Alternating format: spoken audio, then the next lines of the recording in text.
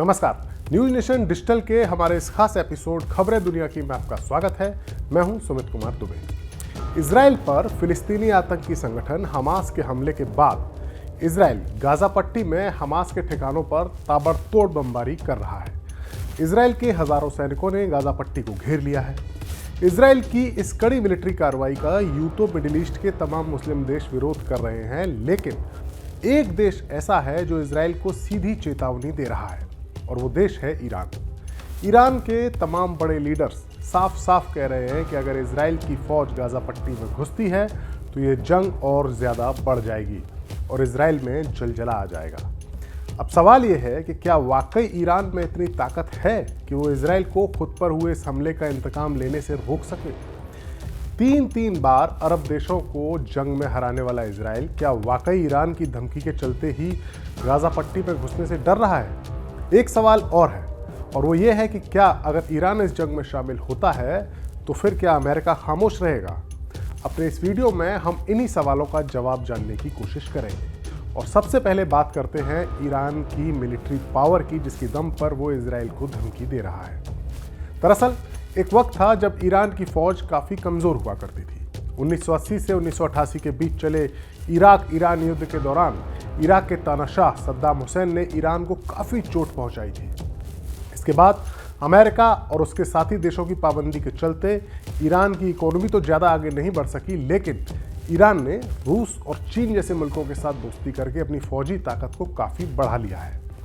अगर ईरान और इजराइल के बीच की फौजी ताकत की तुलना हम करते हैं तो हम देखते हैं कि ईरान की फौज में 5,75,000 एक्टिव सैनिक हैं, जबकि इजराइल में एक्टिव सैनिकों की संख्या 1,73,000 है। ईरान के पास कुल 4,071 टैंक हैं, जबकि इजराइल के पास 2,200 टैंक ही हैं। ईरान के पास 69,685 बख्तरबंद वाहन है, जबकि इजराइल के पास 56,290 बख्तरबंद वाहन है। ईरान के पास 2,050 ऐसी तोपें हैं जिन्हें खींच कर ले जाया जा सकता है, जबकि इजराइल के पास इस तरह की आर्टिलरी की संख्या बस 300 ही है।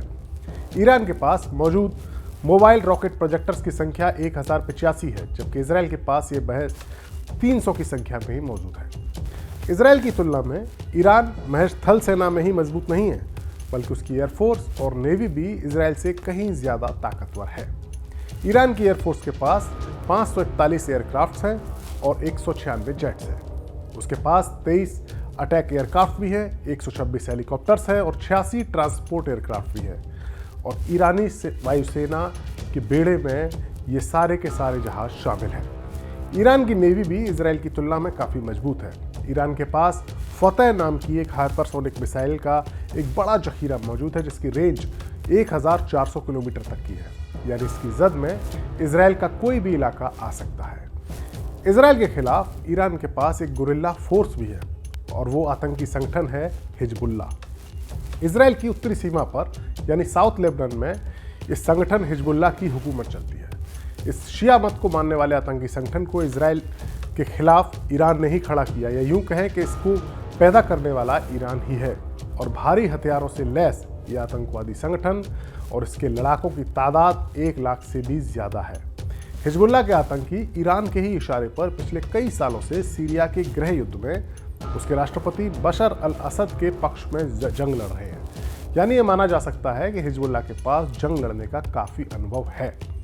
इजराइल की उत्तरी सीमा पर हिजबुल्ला की मौजूदगी ईरान को ये लिबर्टी देती है, यानी एक मौका देती है कि वो सीधे इजराइल के खिलाफ जंग में ना कूदकर हिजबुल्ला के जरिए प्रॉक्सी वॉर चला सकता है। हालांकि ऐसा नहीं है कि ईरान अपनी ताकत के बल पर इजराइल को खत्म कर दे, क्योंकि ऐसी किसी भी आशंका को ध्यान में रखते हुए ही अमेरिका ने इजराइल की रक्षा करने के लिए भूमध्य सागर में अपने 2 aircraft carrier groups USS Ford और USS आइजनहावर को तैनात कर दिया है। यानी ईरान अगर खुद या हिजबुल्ला के जरिए इजराइल पर हमला करता है तो इसका जवाब अमेरिका की ओर से दिया जाएगा। लेकिन इस पूरे हालात में ईरान की भूमिका महज फौजी दखल की ही नहीं, बल्कि एक डिप्लोमेटिक लीड की भी है। पूरे मिडिल ईस्ट के इलाके के ज़्यादातर मुस्लिम देश फिलिस्तीन के साथ सहानुभूति रखते हैं और इजराइल के साथ नफरत का भाव रखते हैं।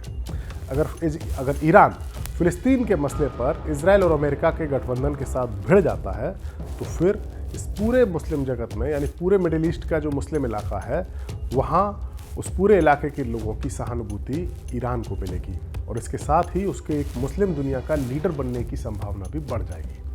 और अगर ऐसा होता है, अगर ईरान मुस्लिम जगत का लीडर बनता है, तो ये इसी इलाके में मौजूद एक और पावरफुल देश सऊदी अरब के लिए परेशानी की बात होगी। सऊदी अरब और ईरान का पुराना झगड़ा है। सऊदी अरब ईरान का दोस्त है।